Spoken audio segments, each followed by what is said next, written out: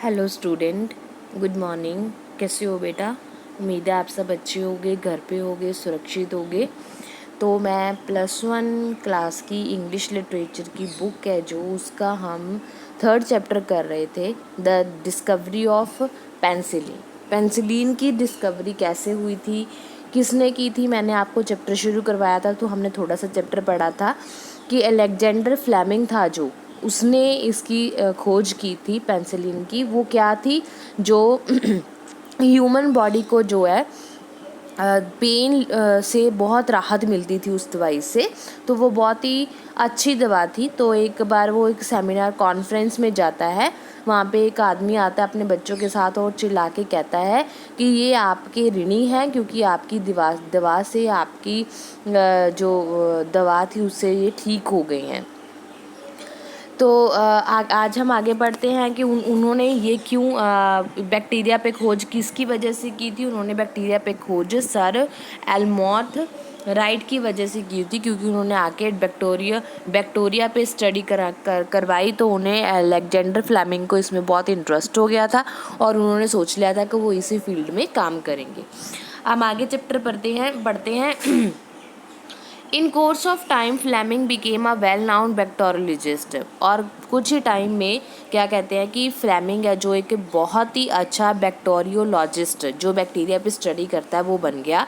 When world war first broke out in 1914, जब जो 1914 में फर्स्ट वर्ल्ड वॉर लगी थी, he went to Boulogne with professor Wright to attend on the wounded soldiers. तो वो अपने ही प्रोफेसर के साथ जो उस वॉर में ज़ख्मी हुए थे सोल्जर सैनिक उनको देखने गया था। There he saw that the soldiers were dying in thousands.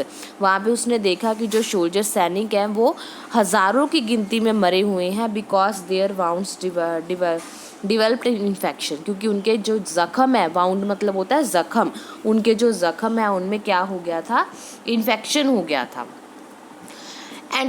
Antiseptics were not doubt in use. Antiseptic use की गई थी बट दे सच एज, पर फिर भी क्या हुआ था, दैट हार्म द बॉडी, पर फिर भी वो बॉडी को नुकसान पहुंचा रही थी। मतलब उनके जो ज़ख़म थे वो एंटीसेप्टिक से ठीक नहीं हो रहे थे। Later had discovered that infection was due to the presence of microleon which endures wounds। तो वहाँ पे लिंटर था जो उसने ये डिस्कवर किया कि ये जो ज़ख़म है इनकी इन्फेक्शन कहाँ से हो रही है, क्योंकि उनके ज़ख़म में माइक्रोबोन मतलब बहुत छोटे छोटे सूक्ष्म हैं। बट बियॉन्ड दैट डिस्कवरी, पर इस डिस्कवरी के बाद little was noun about the prevention of infection, पर बहुत ही थोड़े लोगों को उस इन्फेक्शन के बारे में मालूम था। How were the microbial found, फिर ये क्वेश्चन आया कि माइक्रोवॉर्म जो छोटे छोटे सूक्ष्म है वो पैदा कहाँ से होते हैं। How were they to be destroyed, उनको ख़त्म कैसे किया जा सकता है। There were the questions to which Fleming wanted to find the answer, और फ्लेमिंग था जो इन क्वेश्चंस के आंसर ढूंढना चाहता था ताकि वो इस बीमारी को ठीक कर सके। आफ्टर द वॉर ख़त्म होने के बाद Fleming return to Saint Mary's hospital, अपने स्कूल वापस चला जाता है and started to work on solving the problem, और उस प्रॉब्लम पे को सॉल्व करने पे काम करने लग जाता है। He prepared cultures of various kinds of bacteria in his laboratory, वो अपनी लेबॉर्ट्री में बहुत तरह के बैक्टीरिया इकट्ठे कर लेता है and studied them under the microscope, और माइक्रोस्कोप के नीचे रख के उनकी स्टडी करता है कि वो क्या है, उनके बारे में जानने की कोशिश करता है। वन मॉर्निंग, एक दिन सितंबर 1928 को Fleming was examining the bacterial cultures that had been prepared the night before। उसने एक बैक्टीरिया के कल्चर को देखा जो उसने रात को प्रिपेयर किया था। Suddenly he noticed a bright green ring on one of them। उसने देखा कि उसमें से एक जो बैक्टीरिया उस पर एक ग्रीन कलर की रिंग जो वो आ गई है। He was announced at this and thought that the experiment has been spoiled। उसको बहुत दुख हुआ, उसने सोचा कि शायद मेरा जो एक्सपेरिमेंट है, प्रयोग है, वो ख़राब हो गया। स्पॉइल्ड मतलब बोलता है ख़राब होना। But instead of throwing away the ruined culture he put it under his microscope, पर उसने उसको फेंकने की बजाय उसको माइक्रोस्कोप के नीचे देखा, curious to know how exactly it had been spoiled, तो उसकी जांच करने की उसको उत्सुकता हुई कि ये खराब क्यों हुआ, कैसे खराब हो गया। He saw that a mound had grown on it. उसने देखा कि उसके ऊपर माउंड्स आ गए हैं। It was feeding on the culture and destroying it. वो उनको खाते हैं और उनको ख़त्म कर देते हैं। Mound are growth of very small plants. ये जो माउंड होते हैं ये बहुत ही छोटे पौधे पे लगे होते हैं, which can sometimes be seen on it was feeding on the culture and destroyed it. उन्होंने देखा कि इनको फीडिंग, कल्चर को फीडिंग करते हैं तो वो उसको डिस्ट्रॉय कर देते हैं। Moulds are growth of very small plants. जो माउंड की ग्रोथ है वो एक बहुत ही छोटे से प्लांट में से होती है, which can sometimes be seen on और लेदर और old clothes if they are left for some times in warm moist air. और उन्होंने देखा कि जो वो माउंट्स हैं वो क्या होते हैं, लेदर और जो पुराने कपड़े उनमें भी पाए जाते हैं। If they are left for some time in warm moist air, उनको जब गर्म हवा में रखा जाता है। The culture and partly being destroyed by the moulds, और वो जो होते हैं बैक्टीरियाज होते हैं उनको कौन ख़त्म कर देता है, माउंट्स ख़त्म कर देते हैं। It has prove to be a powerful, ये एक पावरफुल एक्सपेरिमेंट था।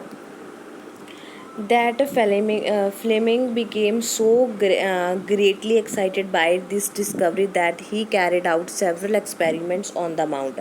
और वो इस एक्सपेरिमेंट से बहुत ही एक्साइटेड हुआ, उसको जो डिस्कवरी की थी उसने, और उसने इस तरह के एक्सपेरिमेंट बहुत सारे और माउंट्स पे भी किए।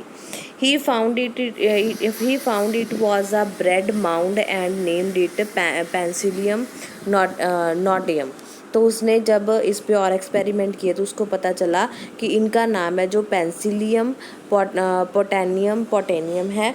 Mounts often grow in size and are bloom above the wind. उसने देखा कि माउंट्स हैं जो हमेशा साइज में ग्रो करते रहते हैं, बढ़ते रहते हैं, and blow about by the wind, और विंड में उड़ते भी हैं, हवा के द्वारा इधर उधर उड़ जाते हैं। It was by chance that such a mould had dropped on the culture prepared by Fleming and partly destroyed it. तो उसने ये देखा कि जब उसने बाई चांस, उसने ये एक संयोग की बात है कि उसने देखा कि एक फ्लेमिंग द्वारा जो उसने तैयार किया था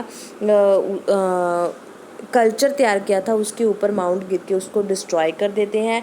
but it had not been known that any of these mounds could destroy bacteria, पर उसको नहीं पता था कि ऐसे और बैक्टीरिया भी हैं जो बैक्टीरिया को ख़त्म कर सकते हैं। It was Fleming's alertness, curiosity and keen observation that lead him to this great discovery. ये फ्लेमिंग की अलर्टनेस थी, उसकी क्यूरियोसिटी थी कि वो बैक्टीरिया पे स्टडी करे, माउंट्स पे स्टडी करे, उसकी कीन ऑब्जर्वेशन थी कि उसने इस तरह की एक ग्रेट जो है डिस्कवरी की थी। These are qualities indispensable for scientists and researchers. ये एक बहुत ही अच्छी और अलग तरह की क्वालिटी थी जो एक साइंटिस्ट और रिसर्चर में। Fleming's discovery was a result of a scientific curiosity. Fleming की जो डिस्कवरी थी वो एक रिज़ल्ट था साइंटिफिक क्यूरियोसिटी का, and his ability as a researcher, और उसकी जो एबिलिटी थी वो एक रिसर्चर के तौर पे थी। Fleming spend weeks and months over this his experiment with the mould. उसने माउंड पे कई हफ्तों और महीनों तक एक्सपेरिमेंट किया। He examined everything under the microscope. उसने सब कुछ माइक्रोस्कोप के नीचे किया। Food, clothes, leathers on which moulds had been form, जिनके बीच में ये माउंट पाए जाते थे, उन सब की उसने खोज की। He send a women called Mary to the market now and then to buy anything old and mouldy. उसने एक अपनी मतलब उसके पास जो एक लड़की रहती थी, वो एक वुमेन थी मैरी नाम की, उसको मार्केट भेजा, उसको सभी पुरानी चीज़ें खरीदने को कहा।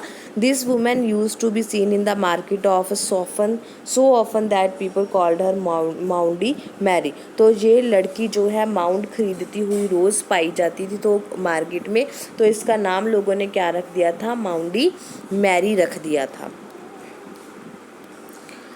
Fleming found out that even when the penicillin mound was depleted 500 tons, it was effective as a germ killer. कहते कि अगर उसने ये फाउंड किया कि अगर ये जो पेंसिलिन्स हैं ये इनका वेट जो है 8,000 टन से ऊपर हो जाता है तो ये एक जर्म्स को मारने में बहुत ही ज़्यादा इफ़ेक्टिव हैं। But he had one difficulty which he could not overcome, पर उसके सामने एक डिफ़िकल्टी आ रही थी, प्रॉब्लम आ रही थी।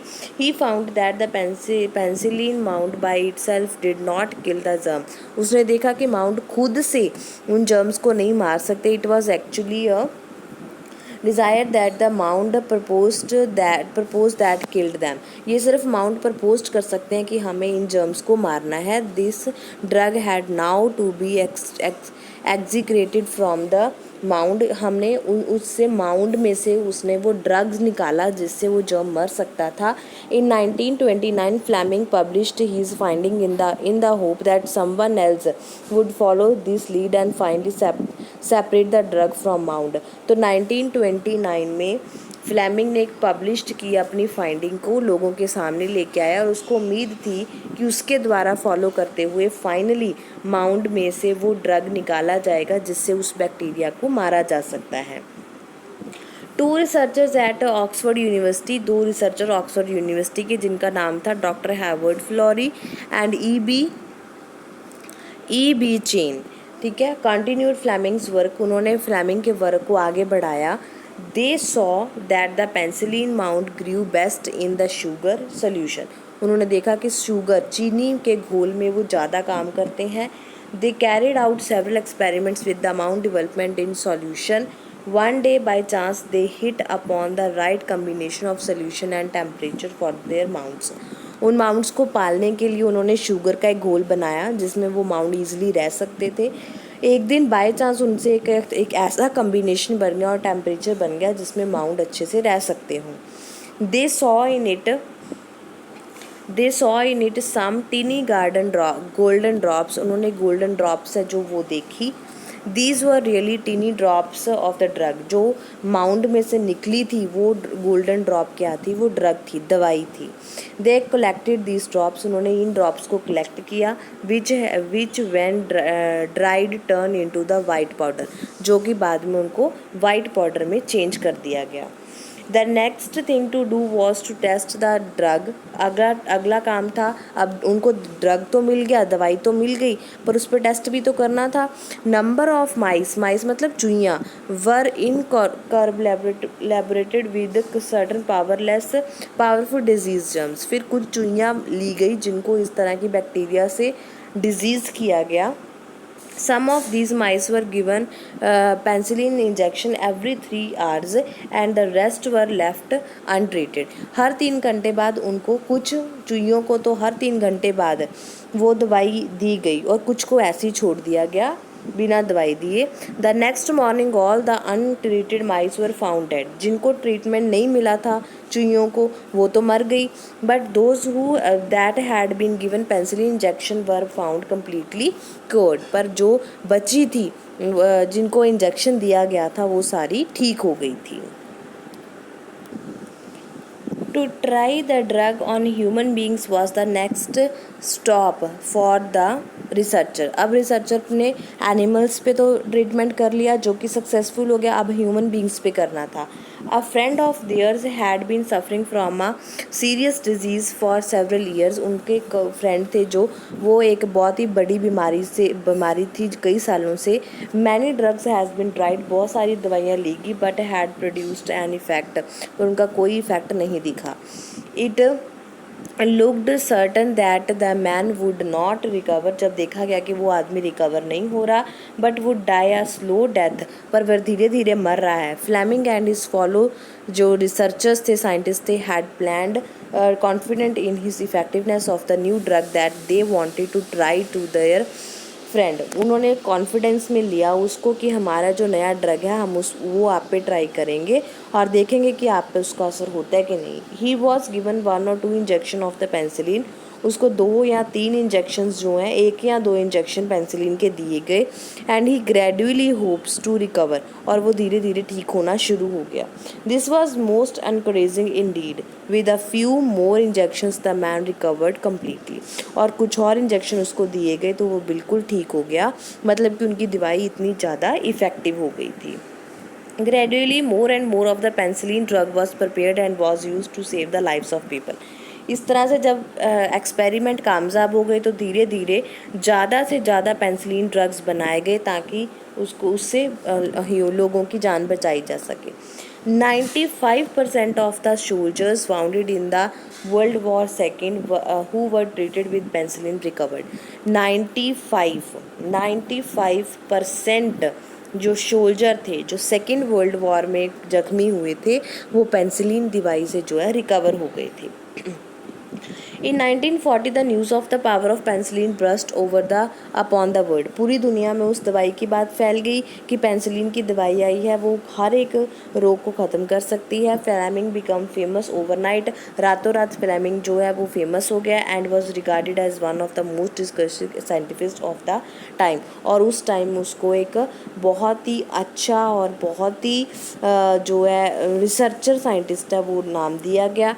1944 he was honored by King George VI with the knight and became sir Alexander Fleming. और 1944 में क्या हुआ, उसको किंग के द्वारा सम्मानित किया गया और उसका नाम रखा गया सर अलेक्जेंडर फ्लेमिंग।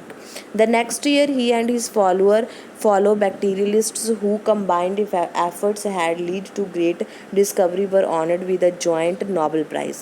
और उसको फ्लेमिंग को और उसके साथ के रिसर्चर वालों को सभी को क्या दिया गया, एक नोबेल प्राइज़ भी दिया गया। On receiving the great honor, Fleming said in his usual modest way, जब उसको प्राइज़ दिया गया तो फ्लेमिंग ने कहा, Wherever I go, मैं जहाँ भी जाता हूँ, people think me for saving their life। लोग सोचते हैं कि मैंने उनकी जान बचाई है।